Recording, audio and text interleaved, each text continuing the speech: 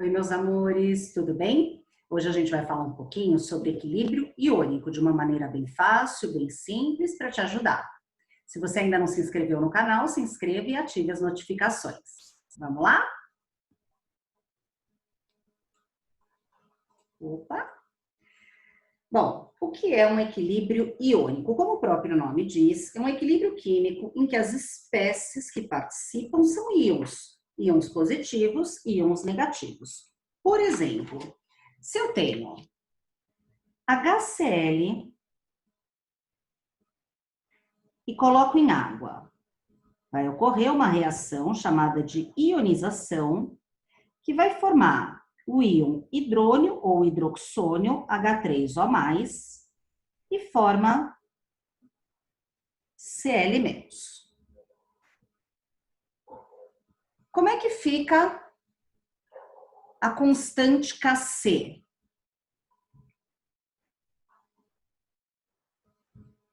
Produto sobre reagente elevado aos coeficientes. Se você ainda não assistiu ao vídeo que eu mostro a dedução para vocês de como deduzir a fórmula de Kc e Kp, para um pouquinho e volta nesse vídeo. Aqui é a concentração do produto H3O+, vezes a concentração de Cl-, dividido pela concentração de HCl, vezes a concentração da água. Só que o que acontece aqui é o seguinte, quando a gente tem a água como reagente num equilíbrio iônico, a concentração da água, ela é praticamente constante.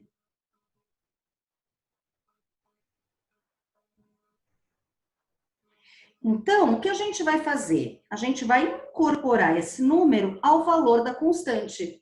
E aí surge uma nova constante de equilíbrio, que a gente pode chamar de constante de ionização, ou no caso do ácido, Ka, se fosse uma base, ficaria Kb.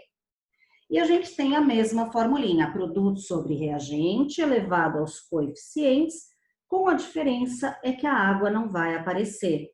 Então, vai ficar a concentração do H3O+, vezes a concentração de Cl-, dividido pela concentração de HCl, produto sobre reagente elevado aos coeficientes, mas a água não aparece, certo?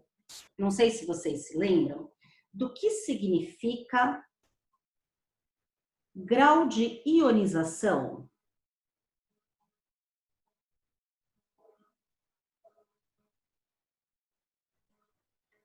Ó, existe uma formulinha para a gente calcular o alfa, o grau de ionização.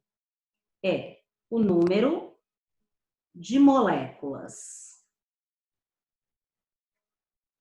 ionizadas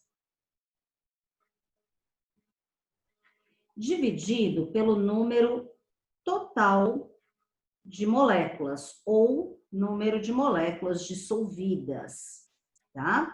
Então, por exemplo, de cada 1000 moléculas de ácido clorídrico que eu coloco em água, 920 vão ionizar, vão formar H+.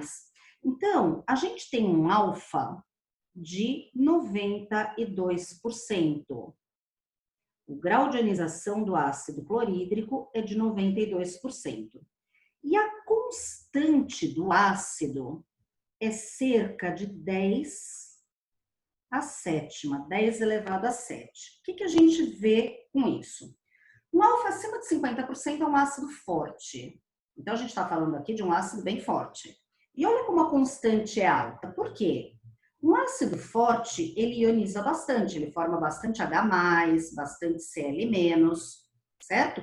E se eu tenho muitos íons, a minha constante vai ser alta. Vamos comparar outros ácidos. O ácido cianídrico, HCN, tem alfa de 1%, ou seja, de cada 1000 moléculas que eu coloco, 10 ionizam. E a minha constante de ionização para o ácido cianídrico é de 4,9, 10 a menos 10. Então, percebam, a gente está indo de uma constante de 10 a sétima para uma constante de 10 a menos 10. A gente está falando de um ácido extremamente fraco. Então, é uma constante muito baixa. Por quê? Porque ele quase não ioniza. Ele praticamente não tem íons. Ele fica muito mais na forma não ionizada do que na forma ionizada. Por isso que a nossa constante ela é baixa, no caso do ácido cianídrico. Olha o ácido acético, principal constituinte do vinagre. Tem um alfa de 1,3% e tem uma constante de ionização de 1,8, 10 a menos 5. Então, o que a gente consegue fazer com o valor da constante? Quanto maior o valor da constante, mais ionizado é o ácido, mais forte é o ácido, certo? Então, olha aqui, ó. Quanto maior o valor de Ka ou Ki, mais ionizado é o ácido e mais forte ele é, tá?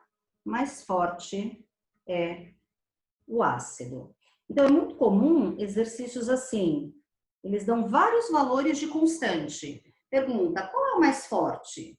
É o que tem maior constante. Qual é o mais ionizado? É o que tem maior constante. Qual é o mais fraco? É o que tem menor constante. Qual é o que está menos ionizado? É o que tem menor constante. Certo? Agora, vamos ver um exemplo de um exercício para a gente trabalhar com a constante de ionização. Vamos supor que eu tenho o ácido nitroso, HNO2, em equilíbrio com os íons H+, e NO2-. Eu te forneço a constante de equilíbrio, 2,5, 10 a menos 4, e eu te forneço a concentração do nitrito. E eu quero saber qual a concentração do ácido não ionizado, qual a concentração do HNO2. Então, primeira coisa, logo no comecinho, a gente não tem nada de produto, então a gente está partindo de 0 e 0. Como a proporção daqui é de 1 para 1, o que formar desse, forma desse também. Então, se formou 5, 10 a menos 3 mols por litro de nitrito, formou também 5 vezes 10 a menos 3 mols por litro de H+. Então, essa é a concentração do nitrito, mas é também a concentração de H+. E aí, é só a gente substituir na fórmula da constante de equilíbrio. Como é que é a nossa constante de equilíbrio? Posso chamar de Ki, poderia chamar de Ka, porque é um ácido. Vai ser a concentração dos produtos. Quais são os produtos? H+, NO2-, dividido pela concentração do reagente HNO2. Então, produto sobre reagente. Vamos substituir aqui os valores. Constante, vale quanto? 2,5, 10 a menos 4. H+, 5, 10 a menos 3. NO2, 5, 10 a menos 3. E o HNO2 é o que eu quero descobrir. Então, vai ficar que a concentração de HNO2 vai ser 25, 10 a menos 6. Eu multipliquei aqui, ó, 5 vezes 5, 25. 10 a menos 3 com 10 a menos 3, 10 a menos 6. Dividido por 2,5, 10 a menos 4. Vai dar 10 vezes 10 a menos 2. Então, a gente tem que a concentração do ácido não ionizada, né, a parte que não ionizou, vai ser de 10 a menos 1 mol por litro, certo? Então, é uma maneira de se trabalhar com a constante de equilíbrio, com a constante de ionização, certo? E uma outra forma é você comparar os valores das constantes. Então, quanto maior o valor da constante, mais ionizado é o ácido, portanto, mais forte é o ácido. Quanto menor o valor da constante, menos ionizado e mais fraco. Espero que tenham entendido. Qualquer coisa, deixe um comentário e ative as notificações para receberem todas as novidades e deixe um like também, tá bom? Super beijo para vocês. Tchau, tchau!